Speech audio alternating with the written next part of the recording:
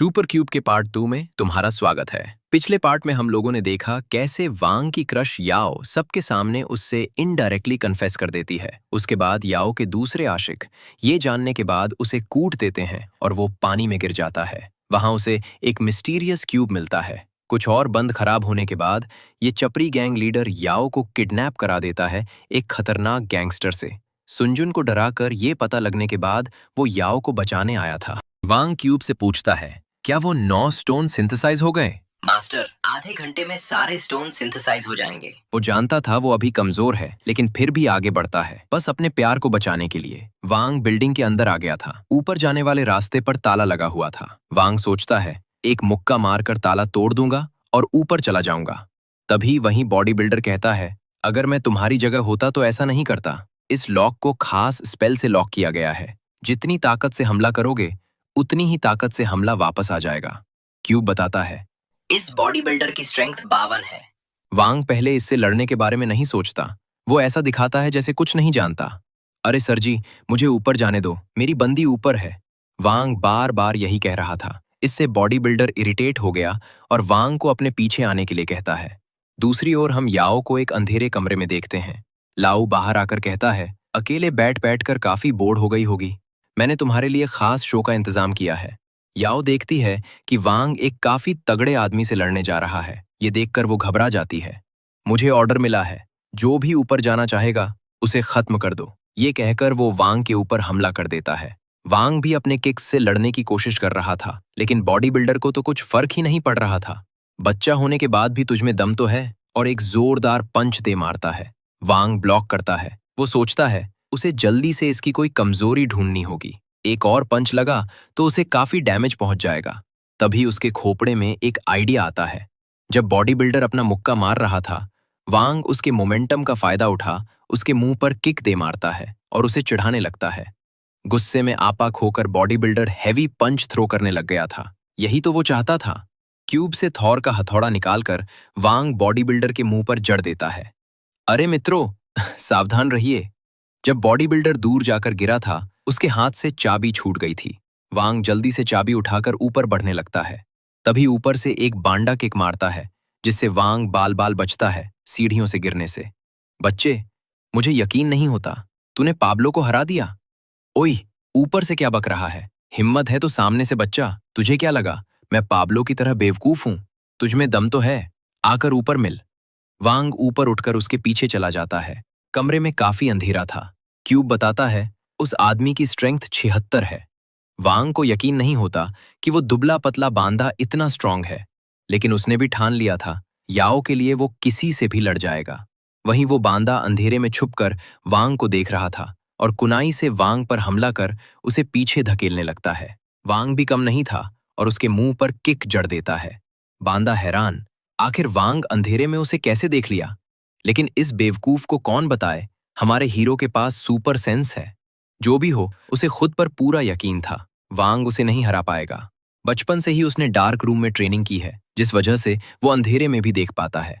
वो कुनाई वांग की ओर फेंकता है, जिसे वांग डॉज कर लेता है। आदमी थोड़ा हैरान, फिर अपनी सुपर एबिलिटी से कुनाई वांग की ओर मोड़ देता है। लेकिन दूसरी बार भी वांग ने डॉज कर लिया था और एक जोरदार तमाचा उसके गाल पर दे मारता है। आदमी अपनी हार से काफी गुस्से में आ गया था और काफी स्पीड से वांग के चारों ओर घूमने लग जाता है। वांग को यह अब काफी बोरिंग लगने लगा था और वो क्यूब से बैट निकाल आदमी के टांगों के बीच सीधा चक्का दे मारता है। इसके बाद वांग दूसरे फ्लोर पर आ गया था। यहाँ एक चाचा था जो फ्री का ज्ञान पेल रहा था। वांग को इतना ज्ञान नहीं चाहिए था और वो चाचा का स्पीकर ही फोड़ देता है। आजकल के बच्चों में थोड़ा भी सब्र नहीं है और हम देखते हैं चाचा ने बैट को पकड़ लिया था। बैट के साथ साथ वो वांग को भी जमीन पर पटक देता है। मास्टर, 1 मिनट के अंदर सारे स्टोन सिंथेसाइज हो जाएंगे। लेकिन चाचा उसे एक भी मिनट का मौका नहीं देता। वो उसे अपने चाचा लॉक में फंसा लेता है। वांग को ऐसा लग रहा था मानो उसकी गर्दन टूट ही गई। वो जल्दी से कुनाई निकाल चाचा पर हमला करने की कोशिश करता है, लेकिन चाचा ने उसे रोक लिया था। वांग जल्दी से कुनाई दूसरे हाथ में टेलीपोर्ट कर चाचा को घायल कर देता है और जोरदार मुक्का दे मारता है, जिससे उसकी मुट्ठी का हालत ऐसा हो गया था। चाचा बताता है उसकी बॉडी अंबुजा सीमेंट से बनी है, इसे खाली भी कैसे तोड़ सका? तो वांग जमीन तोड़कर वो वांग को पीटने लग जाता है। वांग को ऐसा लग रहा था मानो कार से हिट हो रहा हो। वो काउंटर अटैक करने की कोशिश करता है लेकिन कोई फायदा नहीं। चाचा अपने हैवी मुक्कों से वांग को काफी घायल कर दिया था और उसे दीवार से सटाकर उसके पेट पर पंच दे मारता है। इम्पैक्ट इतना ज्यादा था कि दीवार ही टूट गई। वांग अनकॉन्शियस हो गया था। तभी क्यूब बताता है, सारे स्टोन सिंथेसाइज हो गए मास्टर। वांग के पूरे शरीर में एनर्जी फ्लो करने लगती है। वांग उठकर कहता है, ओई चाचा, अब बहुत हो गया, अब असली खेल शुरू करते हैं। चाचा थोड़ा हैरान था, इतने मार खाने के बाद भी वांग खड़ा हो पा रहा है। जो भी हो, वो फिर से हमला करने बढ़ता है, लेकिन इस बार वांग पहले काफी तेज और स्ट्रांग बन गया था और चाचा पर मुक्कों की बारिश कर देता है। वो आखिरी बार करने ही जा रहा था, तभी उसके शरीर में क्रैक पड़ने लगते हैं। क्यूब बताता है, लेवल अप होने के बाद उसके शरीर से इम्प्योरिटी बाहर निकल रही है। उसे भटका हुआ देख चाचा पंच मारने की कोशिश करता है, लेकिन वांग ने उसके मुंह पर काफी जोरदार पंच मार दिया था और एक आखिरी पंच से चाचा दरवाजा तोड़ सीधा दूसरे कमरे में पहुंच जाता है। अपने हीरो को जीतता हुआ देख याओ राहत महसूस करती है, लेकिन लाओ नहीं। क्या बकवास है, ये सब खुद को अंडरग्राउंड के मास्टर कहते थे और एक बच्चे को संभाल नहीं पा रहे। यंग मास्टर, आप शांत हो जाइए, क्योंकि अगले फ्लोर पर जो मास्टर्स हैं वो प्रोफेशनल है, खासकर वो लड़की जो मार्शल आर्ट एसोसिएशन से आई है। मुझे यकीन है वो लोग इस लड़के को हरा देंगे। सीन वांग के ऊपर शिफ्ट होता है। वो काफी घायल हो गया था और ऊपर से उसे काफी थकान भी महसूस हो रही थी, लेकिन फिर भी वो आगे बढ़ रहा था, बस अपने प्यार को बचाने के लिए।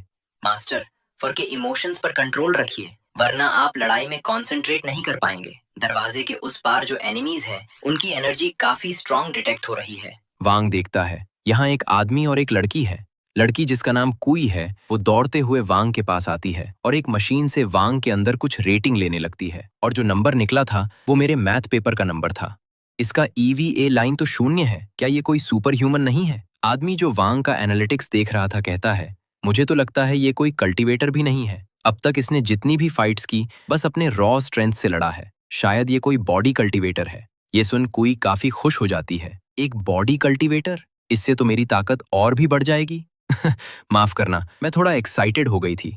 मेरा नाम कुई है और हमारा बेवकूफ वांग भी हाय हेलो करने लगता है। हाय, मेरा नाम वांग है। वो अपना और इंट्रो दे पाता, अभी कुई उसे जोर का घूंसा दे मारती है। वांग भी जेंडर इक्वालिटी में मानता था और वो भी अपर कट दे मारता है, लेकिन कुई को दर्द के बजाय मजा आ रहा था। कुई वांग के ऊपर पंच ही पंच मारे जा रही थी। वांग उसे रोकने की कोशिश करता है, लेकिन कुई उसे किक मार दूर फेंक देती है, जैसे कोई कचरा हो। आदमी कहता है, तुम कुई से जीत नहीं पाओगे, तो चुपचाप हार नाम लो और इसके हाथों मर जाओ। कुई एक और किक मार वांग को दूर फेंक देती है। इस पर वांग के नाक से खून आ गया था। लड़की, आगे जो भी होगा उसकी जिम्मेदार तुम होगी।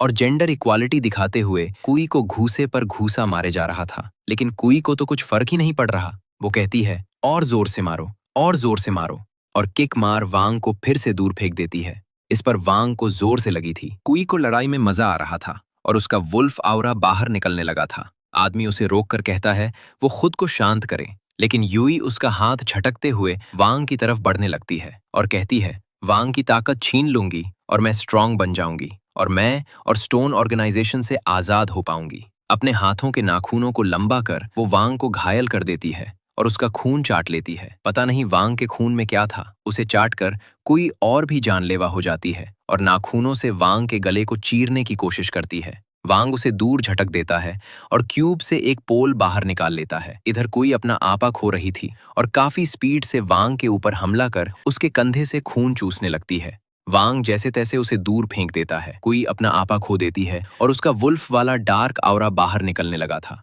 सिचुएशन को खराब होता हुआ देख स्टोन एक्यूपंक्चर पिन से यूई को बेहोश कर देता है और उसके पास जाकर उसे अपनी एनर्जी देने लगता है। इधर वांग को यकीन नहीं होता उसने अभी क्या देखा। स्टोन अभी भी कुई को एनर्जी दे रहा था। वांग सोचता है, अच्छा मौका है, यहाँ से खिसक लेता हूँ। मौके का फायदा उठा वो वहां से खिसकने जा रहा था, तभी स्टोन उसे देख लेता है और एयर ब्लास्ट वांग के ऊपर छोड़ता है, जिससे वांग पीछे हो जाता है। स्टोन अपने फाइटिंग पोजीशन पर आता है। वो जल्दी से वांग को निपटाना चाहता था ताकि कुई को जल्दी से ऑर्गेनाइजेशन ले जा सके। स्टोन एक काफी खतरनाक अटैक करता है। क्यूब के कहने पर वांग साइड हो गया था, जिससे वो बच गया था। स्टोन समझ नहीं पाता आखिर वांग ने उसके इनविजिबल अटैक को कैसे देख लिया। वो एक और अटैक करने जा रहा था, तभी कुई की हालत और भी खराब होने लगती है। स्टोन जल्दी से आकर उसे फिर से अपनी एनर्जी देने लगता है। इधर वांग को कुछ समझ में नहीं आ रहा था।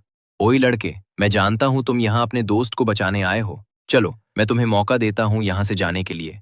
लेकिन वांग उसके बातों पर यकीन नहीं करता। क्या पता वो पीछे से उस पर हमला कर दे। स्टोन अपने ऑर्गेनाइजेशन का एक कॉइन निकाल उसमें अपनी कुन की बूंद डालते हुए कहता है, वो वादा करता है वो पीछे से हमला नहीं करेगा। लेकिन वांग को अब भी यकीन नहीं था। स्टोन बताता है, ये ऑर्गेनाइजेशन का खास कॉइन है, अगर वो वादा तोड़ेगा तो वो रेत में बदल जाएगा। वांग कहता है, अच्छा ठीक है अंकल जी, लेकिन मैं एक वीडियो बना लेता हूँ, क्या पता आप अपने बातों से मुकर जाएं। वांग की इन हरकतों से स्टोन जैसे तैसे खुद को कंट्रोल कर रहा था। वो अपनी जान की बाजी लगा रहा था और इसे वीडियो बनाने की पड़ी है। ठीक है अंकल जी, अब मैं चलता हूँ। स्टोन सोचता है, पता नहीं आजकल के बच्चों को क्या हो गया है। ऊपर टॉप फ्लोर में एक लड़की थी जिसे स्टोन का कॉल आता है। कुई की तबीयत अचानक से खराब हो गई है, इसलिए हम मिशन अबॉर्ट कर रहे हैं। लड़की और डिटेल्स पूछ पाती तभी पीछे से कोई उसे बेहोश कर देता है। दूसरी ओर हम लाओ को देखते हैं जो वांग को ऊपर आते हुए देख रहा था। तभी मास्टर वहां से जाने लगता है। लाओ पूछता है, आखिर आप कहाँ जा रहे हो? शायद तुम्हें पता नहीं, तुम्हारे सारे फाइटर्स हार गए। ये सुन लाओ को यकीन नहीं करता और वो बटलर की ओर देखता है। बटलर, हाँ मास्टर, ऐसा ही है। मिलियंस अलायंस अचानक से ही यहाँ से चले गए। यहाँ काफी खतरा है, आपको यहाँ से निकलना होगा। लाओ को लगता है ये सब शिगुकिन का किया धरा है। वो बबला होकर मास्टर से कहता है, तुम तो शिगुकिन से लड़ने आए थे, तो तुम कहाँ जा रहे हो? लेकिन मास्टर को अब शिगुकिन के बजाय वांग पर इंटरेस्ट आ गया था और लाओ की बातों पर ध्यान नहीं देता। लाओ कहता है वो उसकी पेमेंट ट्रिपल कर देगा। ये सुन मास्टर को गुस्सा आ जाता है और लाओ पर हमला कर देता है। अहन मौके पर बटलर ने आकर उसे बचा लिया था। चुमुसान, ऐसा कोई नहीं है जिसे हम पैसों से खरीद सकें। वो वांग टॉप फ्लोर पर आ गया था। मास्टर, पता नहीं कैसे मगर मैं बस एक ही एनिमी को डिटेक्ट कर पा रहा हूँ, दूसरा जैसे गायब हो गया हो। इसका मतलब मुझे बस एक से लड़ना है। तभी पीछे से चोमूसान बोलता है, मैं तुम्हारा ही इंतजार कर रहा था। वांग पलटता है और एक आदमी को देखता है। क्यूब बताता है, इस आदमी की स्ट्रेंथ सिर्फ 7 है। वांग शॉक हो जाता है, क्या तुम सही कह रहे हो? हाँ मास्टर, और मैं उस पपेट के अंदर एक इंटरमिटेंट स्टोन को फील कर पा रहा हूँ। वांग और कुछ समझ पाता तभी चोमूसान के पैर में कुछ तालिस्मान जैसा चमकता है और वो बहुत जोर का स्पिनिंग किक मार देता है, जिससे वांग की हालत खराब हो जाती है। वांग को समझ में नहीं आ रहा था, ये लड़का इतनी कम स्ट्रेंथ होने के बाद भी इतना दमदार किक कैसे मार रहा है। हम दोनों का फाइटिंग स्टाइल एक दूसरे से बिल्कुल ऑपोजिट है। तुम अपने रॉ पावर के साथ लड़ते हो और मैं अपने टेक्निक के साथ। देखने में मजा आएगा आखिर कौन जीतता है। वांग उसकी बातों पर ध्यान नहीं देता और पास में पड़ी बियर की बोतलें चोमूसान की तरफ एक एक कर फेंकने लगता है। अपने तलिस्मान से चोमूसान सारी बोतलें छिन्ना छिन्ना कर देता है। इसके बाद दोनों हाथों और लातों से एक दूसरे से लड़ने लगते हैं। वांग अच्छा लड़ रहा था, लेकिन एक्सपीरियंस और फाइटिंग स्टाइल के मामले में चोमूसान वांग को पूरी तरह डोमिनेट कर रहा था। वांग चालाकी से धूल उसकी आंखों में झोंक देता है। इससे कुछ पलों के लिए चोमूसान अंधा हो जाता है। मौके का फायदा उठा वांग लातों और घूसों की बारिश कर देता है, लेकिन कुछ देर बाद चोमूसान फिर से वांग को पेलने लग गया था। वो वांग के शाइन में एक तलिस्मान चिपका जोर का मुक्का दे मारता है, जिससे वांग दीवार तोड़ता हुआ दूर जाकर गिरता है। वो खुद को संभालता है, तभी चोमूसान अपने पपेट से वांग के ऊपर धावा बोल देता है। पपेट गोलियों की तेजी से वांग के ऊपर एनर्जी ब्लास्ट छोड़ता है। इम्पैक्ट इतना ज्यादा था कि पूरी बिल्डिंग तबाह हो रही थी। वांग जैसे तैसे ब्लास्ट को डॉज करता हुआ पपेट के ऊपर किक जड़ देता है और अपना ऑरा फार्मिंग करने लग गया था। तब तक चोमूसान उसके पीछे आकर उसके सीने पर जोर का सुपरमैन पंच दे मारता है। चोमूसान को लगा वांग का खेल तो खत्म, लेकिन वो ये नहीं जानता था कि वो वांग के चंगुल में फंस गया है। वांग ने उसके बाल पकड़ लिए थे। उसका प्लान शुरू से यही था, जैसे तैसे खुद को चोमूसान के पास ला सके ताकि एक परफेक्ट हिट मार पाए। चोमूसान छूटने की कोशिश करता है, लेकिन कोई फायदा नहीं। वांग अपने हाथों में थूक लगाकर पूरी ताकत से चोमूसान के पेट पर पंच मार देता है, जिससे चोमूसान की हालत कुछ ऐसी हो जाती है। इम्पैक्ट इतना ज्यादा था कि चोमूसान के सारे बाल वांग के हाथ में छूट जाते हैं। अरे यार, लगता है कुछ ज्यादा ही जोर लगा दिया। लेकिन चोमूसान के डिफेंस तलिस्मान की वजह से उसे ज्यादा चोट नहीं आती। मुझे यकीन नहीं होता, तूने एक ही पंच से मेरे सबसे पावरफुल डिफेंस तलिस्मान को तोड़ दिया। लेकिन खेल तो अब शुरू हुआ है। वो अपना सबसे ताकतवर तलिस्मान अपने बॉडी में यूज करता है, जिससे उसके अंदर से पर्पल ऑरा बाहर निकलने लगता है। उसकी स्पीड पहले से 4 गुना हो जाती है। वो बहुत तेजी से वांग के ऊपर धावा बोल देता है। वांग फाइट बैक करने की कोशिश करता है, लेकिन चोमूसान उसे मौका ही नहीं देता। फिर से चोमूसान अपने पपेट से वांग पर हमला करता है। वांग ने पपेट के सिर को पकड़ लिया। ये उसकी सबसे बड़ी गलती होती है। माना स्ट्रिंग की मदद से पपेट के साथ साथ वांग को पूरी बिल्डिंग में घुमाकर दीवार पर पटक देता है। वांग खुद को संभालता है। उससे पहले चोमू सान वांग के हाथों पर तलिस्मान चिपका देता है, जिससे वांग का हाथ काफी भारी हो जाता है। बिना मौका दिए चोमू सान एक एक्सप्लोसिव तलिस्मान वांग की तरफ फेंक देता है। चोमू सान को पूरा भरोसा था कि इस बार वांग बच नहीं पाएगा, लेकिन अपना वांग तो अब भी ऑरा फार्मिंग कर रहा था। उसने सबल से ब्लास्टर की डायरेक्शन मोड़ दी थी। चोमू सान गुस्से में पपेट वांग की तरफ फेंकता है एक आखिरी बार के लिए, लेकिन वांग इस बार तैयार था। वो टेलीपोर्ट यूज कर पपेट के पीछे आ जाता है और पपेट को सबल दे मारता है। चोमू सान को यकीन नहीं होता, वांग इतनी जल्दी पपेट के पीछे कैसे आ गया? लेकिन ये तो बस शुरुआत थी। वांग स्ट्रिंग को पकड़कर चोमू सान को अपनी तरफ खींच लाता है और दे दनादन और एक आखिरी पंच के साथ चोमू सान को दीवार में सटा देता है। इतना पिटने के बाद वो अपने नॉर्मल फॉर्म में आ जाता है। वांग के पूरे बॉडी में दर्द हो रहा था। वो ठीक से अपनी आंखें भी खोलकर नहीं रख पा रहा था, लेकिन फिर भी दरवाजे की तरफ बढ़ता है। बस याओ से मिलना है। तभी पपेट में से बीप बीप आवाज निकलने लगती है। मास्टर बिल्डिंग से छलांग लगता है और पपेट में छुपे बम को तलिस्मान से एक्टिवेट कर देता है। लेकिन बूम, कुछ नहीं होता। अबे ये क्या हुआ? बूम फटा क्यों नहीं? तभी वांग धांसू एंट्री मारता है। चोमू सान बोल्डर्स पर तलिस्मान चिपकाता है और उन्हें वांग की डायरेक्शन में मोड़ देता है। वांग जैसे तैसे बोल्डर्स पर जंप करते हुए बच रहा था। ये देख चोमू सान काफी सारे एक्सप्लोजिव तलिस्मान से वांग के ऊपर हमला करता है और एक काफी बड़ा धमाका होता है। इस बार वांग बच नहीं पाता। उसका पूरा शरीर आग की चपेट में था और वो अपना होश खो रहा था। तभी उसे याओ से किया वादा याद आता है, मैं हमेशा उसे प्रोटेक्ट करूंगा। उसके बॉडी में फिर से ताकत आ जाती है और वो अपनी पूरी जान लगाकर एक आखिरी पंच चोमू सान के पेट पर मार देता है, जिससे पूरी जमीन ही टूट जाती है। इम्पैक्ट से बचने के लिए क्यूब वांग को अपने अंदर टेलीपोर्ट कर लेता है, लेकिन फिर भी वांग को काफी चोट आई थी। वो उठकर देखता है, चोमू सान का कोई नामो निशान नहीं था, बस उसके कपड़े रह गए थे। वांग इस पर ज्यादा ध्यान नहीं देता और बिल्डिंग के अंदर जाता है, लेकिन याओ वहां नहीं थी।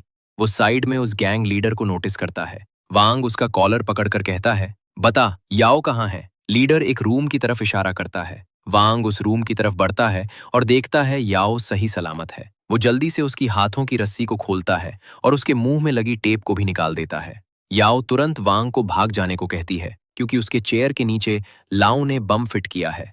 अगर वो हिला तो बम फट जाएगा। तभी लाओ दरवाजा बंद कर देता है और हंसते हुए कहता है, मरो तुम दोनों यहीं पर। रूम में तलिस्मान लगे होने की वजह से वांग टेलीपोर्ट भी नहीं कर पा रहा था। वो क्यूब को मदद के लिए कहता है। क्यूब के गाइड करने पर वांग एक एक कर वायरों को काटने लगता है, जिससे ब्लास्ट नहीं होता और बम को क्यूब के अंदर टेलीपोर्ट कर देता है। अंदर हम इसी पपेट को भी देखते हैं। वांग की ऐसी हालत देखकर याओ उसे गले लगा लेती है और फूट फूट कर रोने लगती है। वांग उसे शांत करता है, अब सब ठीक है। तभी क्यूब के अंदर ब्लास्ट होता है। वांग का पूरा शरीर सुन्न हो जाता है। वो कुछ बोल भी नहीं पा रहा था। याओ रोते हुए उसे जगाने की कोशिश करती है, उसके गालों पर थप्पड़ मारती है, लेकिन वांग कोई जवाब नहीं देता। एक लाश की तरह पड़ा हुआ था। अंदर जब ब्लास्ट हुआ था, उससे पपेट में लगा एनर्जी स्टोन फट गया था, जिससे क्यूब के साथ साथ वांग को भी इतना डैमेज हो गया था। लाओ गुस्से से फट जाता है, आखिर ब्लास्ट क्यों नहीं हुआ, और गन निकालकर वांग को शूट कर देता है। बटलर उसे रोकने की कोशिश करता है, लेकिन तब तक लाओ से शूट कर दिया होता है। बटलर जैसे तैसे लाओ को बाहर ले जाता है। जब वांग को होश आता है तो वो देखता है कि याओ उसके ऊपर गिरी हुई है और उसके पीठ से खून आ रहा था। जब लाओ ने वांग को शूट किया था तब याओ बीच में आ गई थी और गोली उसे लग गई। वांग रोते हुए कहता है, मैं तुम्हें अस्पताल ले जाऊंगा, मैं तुम्हें कुछ नहीं होने दूंगा। तभी शिगुकिन वहां आ जाता है। नहीं, तुम उसे नहीं बचा पाओगे, और याओ को वांग से टेलीपोर्ट कर लेता है और वहां से जाने लगता है। वांग दौड़ता हुआ शिगुकिन के पीछे जाता है। नहीं, तुम उसे ऐसे नहीं ले जा सकते। मैंने वादा किया था, मैं किसी भी हालत में उसे बचाऊंगा। तुम खुद को ही नहीं बचा सके तो याओ को कैसे बचा पाओगे? और वांग को अपने डोमेन के अंदर ले आता है। तुम्हें कुछ पता नहीं, ना ही याओ के बारे में, ना ही इन सुपर ह्यूमंस की दुनिया के बारे में। इसकी शुरुआत मुझसे हुई थी और इसे खत्म भी मैं करूंगा। ये कहकर याओ के साथ गायब हो जाता है और वांग की आंखों में बस आंसू और दुख था। वो याओ से किया वादा निभा नहीं पाया। उसकी आंखों के साथ साथ आसमान भी रो रहा था। उस दिन के बाद से ही वांग पूरी तरह से टूट गया था। क्यूब को भी काफी डैमेज हुआ था। वांग बार बार क्यूब से बात करने की कोशिश करता है, लेकिन कोई रिस्पॉन्स नहीं आता। याओ के मॉम डैड का तो रो रो के बुरा हाल था। वांग इस सारी चीजों का कसूरबार खुद को समझ रहा था। अगर वो थोड़ा और ताकतवर होता तो आज याओ सही सलामत अपने घर पर होती। तभी वांग के साइड में एक मर्सिडीज आकर रुकती है। उसमें से एक लेडी बाहर निकलती है और कहती है उसे लाऊ के बारे में पता है। अगर वांग उसकी मदद करेगा तो वो लाऊ का पता उसे बता देगी। इसके बाद हम दोनों को एक कैफे में देखते हैं। लेडी पूछती है इस दुनिया में सुपर ह्यूमंस, कल्टीवेटर और भी मिस्टीरियस पावर्स के साथ लोग रहते हैं, तो तुम्हें क्या लगता है आखिर वो आम लोगों की नजरों में कैसे नहीं आते? वांग कैजुअली बताता है शायद वो खुद को छुपाने में माहिर हो। नहीं, ऐसा नहीं है। कुछ ऑर्गेनाइजेशन हैं जो इन सभी सुपर ह्यूमंस की आइडेंटिटी को लोगों की नजरों से छुपाते हैं और वांग की आइडेंटिटी को भी यही लेडी प्रोटेक्ट कर रही है। ओह, तो क्या ऐसी बात है? लेकिन पीछे जो 3 आदमी मुझे कभी भी शूट कर सकते हैं, क्या ये भी तुम्हारे सर्विलेंस में आता है? ये सुन लेडी शॉक हो जाती है और गन निकालने जा रही थी। तीनों आदमी भी शूट करने के लिए आ गए थे। वांग शांति से कहता है अगर तुम लोग कोई झमेला नहीं करोगे तो हम शांति से बातचीत कर सकते हैं। लेडी शांत होती है और अपने तीनों आदमियों को पीछे हटने के लिए कहती है। वांग नोटिस करता है कार्ड पर लेडी का नाम मू लिखा था और वो सुपर ह्यूमंस टास्क फोर्स की लीडर है। वांग कहता है अगर तुम्हें लाऊ के बारे में कुछ पता है तो जल्दी बताओ, वरना मैं यहाँ से चला जाऊंगा। चीजें ऐसे नहीं चलती। अगर तुम्हें कुछ पाना है तो पहले कुछ देना होगा। और मुद्दे की बात करते हुए कहती है तुम्हें हमारे 3 मिशन कंप्लीट करने होंगे। इसके बदले में तुम्हें लाऊ का इन्फॉर्मेशन दे दूंगी। वांग कहता है नहीं, वो बस एक मिशन करेगा और उसे लाऊ के साथ साथ शिगुकिन के बारे में ही इन्फॉर्मेशन चाहिए। लेडी तुरंत मान जाती है। वो हैरान था, बिना बार्गेनिंग के लेडी मान गई। मुंह उसे एक फाइल देती है। उसे 1 दिन के लिए बॉडीगार्ड बनना पड़ेगा और इसके लिए उसे पैसे भी मिलेंगे। वांग के पास और कोई रास्ता नहीं था और हाँ कह देता है। उन लोगों के जाने के बाद वांग सोचता है वो मू के ऑर्गेनाइजेशन के साथ काम कर और भी इंफॉर्मेशन निकालेगा। इधर कार में असिस्टेंट मू से पूछता है आखिर मू ने वांग को ही क्यों चुना और क्या वो सच में लाऊ का इंफॉर्मेशन वांग को देगा? अगर लोगों को पता चला उनके पास खास लोगों के इंफॉर्मेशन है तो उनके लिए खतरा हो सकता है। मू कहती है अगर हमें ज्यादा प्रॉफिट चाहिए तो हमें रिस्क तो उठाना ही पड़ेगा। वांग काफी भोला है, वो लाऊ के बारे में कुछ नहीं जानता। मैं उसे छोटी मोटी इन्फॉर्मेशन दे दूंगी तो उसे पता नहीं चलेगा। उसमें काबिलियत है और मैं उसे सीरी बनाऊंगी ऑर्गेनाइजेशन में और भी ऊंचा उठने के लिए। लेकिन वो ये नहीं जानती थी कि वांग क्यूब में छुपकर उनकी सारी बातें सुन रहा था। उसे गुस्सा तो आ रहा था, लेकिन वो खुद को शांत करता है। वो प्लान बनाता है। मू के ऑर्गेनाइजेशन से वो और भी इन्फॉर्मेशन निकालेगा। कुछ दिनों बाद वांग मू के बताए लोकेशन पर आता है, एक काफी बड़ा मेंशन जहां वांग की ही तरह काफी सारे फाइटर आए थे। कुछ देर बाद एक होस्ट आता है। आप सभी का स्वागत है। मिस्टर पीओ के बॉडीगार्ड बनने के लिए आप सभी को पहले एक टेस्ट देना पड़ेगा। एक बॉडीगार्ड हमेशा अपने ताकत के ऊपर डिपेंड नहीं रह सकता। सिचुएशन के अकॉर्डिंग उसे क्विक डिसीजन लेने पड़ते हैं और रिस्पॉन्सिबल होना पड़ता है। इसके बाद होस्ट सभी को एक रूम के अंदर ले आता है। वहां कैसीनो का सेटअप लगा हुआ था। होस्ट सभी को 5 चिप्स देता है। आपको 3 घंटे के अंदर अपने सारे चिप्स डबल करने होंगे और आखिर में जिसके पास 10 चिप्स होंगे वो टेस्ट पास कर जाएगा। लेकिन ये खेल इतना आसान दिख रहा है, उतना आसान है नहीं। सारे फाइटर एक एक कर अपने चिप्स हारने लगते हैं। वांग के बगल में खड़ा आदमी कहता है इन खेलों को ऐसे डिजाइन किया गया है जिस वजह से सभी हार रहे हैं। बच्चे, अगर तुम मेरी बात मानोगे तो इन खेलों को जीत पाओगे। आदमी को लग रहा था भोले भाले वांग को अपने जाल में फंसा लेगा, लेकिन वांग उसे इग्नोर कर वहां से चला जाता है। आदमी को गुस्सा आ जाता है और वो वांग को एक गेम के लिए चैलेंज करता है। इस गेम में उन्हें बताना होगा किस कप के अंदर सिक्का है। दोनों ही अपने सारे चिप्स दांव पर लगा देते हैं। लड़की काफी तेजी से कप इधर उधर करने लगती है और दोनों प्लेयर्स को गेस करने को कहती है। आदमी बताता मिडिल वाला कप, लेकिन वांग सुपर सेंस से देख लेता है लड़की सिक्का अपने हाथ में छुपाए हैं और लड़की को हाथ सामने करने को कहता है। लड़की चालाकी से हाथ सामने करती है और दूसरे हाथ में सिक्का छुपा लेती है। वांग भी कच्चा खिलाड़ी नहीं था और वो दोनों हाथ एक साथ सामने करने को कहता है। लड़की दोनों हाथ सामने करती है और वांग को बधाई देती है। आप जीत गए। इधर आदमी को लग रहा था लड़की के पास 2 सिक्के थे और उसके साथ धोखा हुआ है। नहीं, मेरे पास पहले से ही बस एक ही सिक्का था। टेस्ट मुश्किल था और बस 4 लोग ही पास हुए थे। उनमें से एक हमारा वांग भी था। आगे की कहानी काफी इंटरेस्टिंग होने वाला है, तो मिस मत करना।